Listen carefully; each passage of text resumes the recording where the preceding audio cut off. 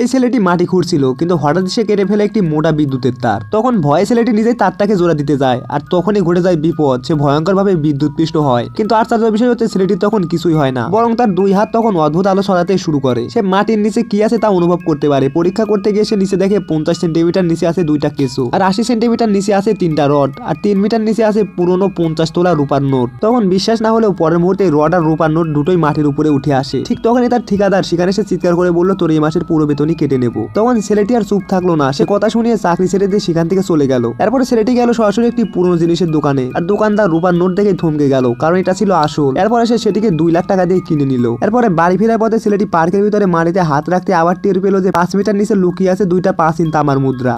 তখন ছেলেটি এগুলোকে বাতাসে টেনে তুললো, কিন্তু একটা গড়িয়ে গিয়ে পড়লো একটি বৃদ্ধ লোকের কাছে। তখন লোকটি সেটিকে দেখেই বুঝলো যে এগুলো অনেক দামি জিনিস। তখন সে ছেলেটির কাছে দাম জিজ্ঞাসা করে, আর লোকটি তখন পুরো 1 কোটি টাকা দিয়ে 2টি মুদ্রাকে কিনে নেয়।